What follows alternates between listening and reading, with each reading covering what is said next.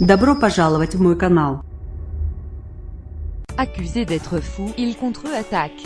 Le président américain Donald Trump, dont les aptitudes mentales ont été remises en question dans le livre « Fire and Fury » publié vendredi, a déclaré sur Twitter samedi matin être un « génie très stable ». Avant même la publication de ce livre polémique, la santé mentale de l'ancienne star de télé-réalité a été maintes fois évoquée.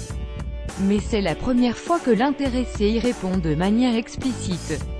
Lire aussi plus grand que « Chaos » à la Maison-Blanche. Trump dénonce un livre plein de mensonges tout au long de ma vie. Mes deux atouts ont été ma stabilité mentale et le fait d'être, genre, très intelligent, a-t-il écrit depuis la résidence présidentielle de Camp David, où il doit rencontrer les leaders républicains du Congrès pour des consultations informelles. Je suis passé d'homme d'affaires très prospère à grande star de la télé et à président des États-Unis à mon premier essai. Je pense qu'on peut me qualifier non seulement de malin, mais de génie. Et un génie très stable en plus, a-t-il continué. Actually, throughout my life, my two greatest assets have been mental stability and being, like, really smart. Hillary Clinton also played the cards very hard and everyone knows went down in flame. He went from very successful businessman to top Tom V-star and Donald J.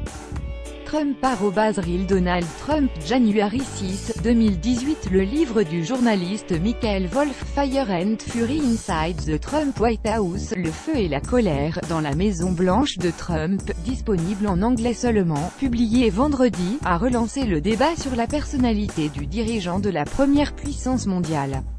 Comme une boule de flipper, tout l'entourage de l'ancien magnat de l'immobilier, selon l'auteur, s'interrogerait sur sa capacité à gouverner. Ils disent qu'il est comme un enfant.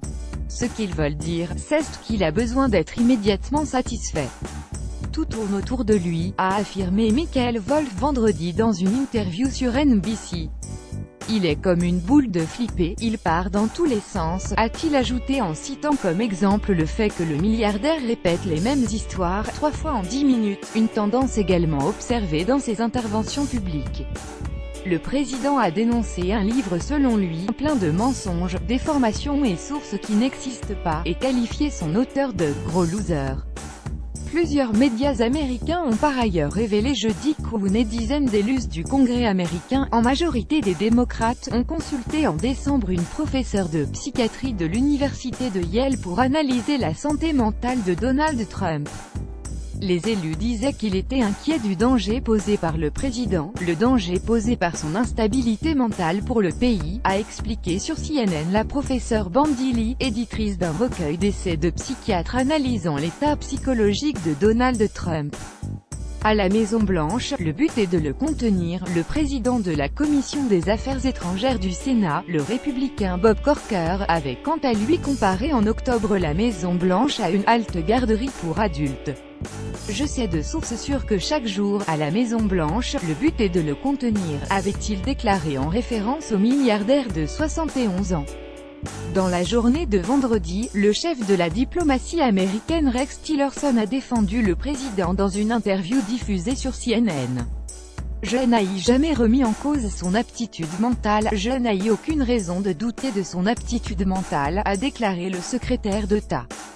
Les deux hommes entretiennent des rapports houleux. En octobre, la chaîne de télévision NBC News avait rapporté que le ministre avait qualifié le président de « débile, moron » en anglais, contraignant Rex Tillerson à faire publiquement allégeance aux locataires de la Maison-Blanche.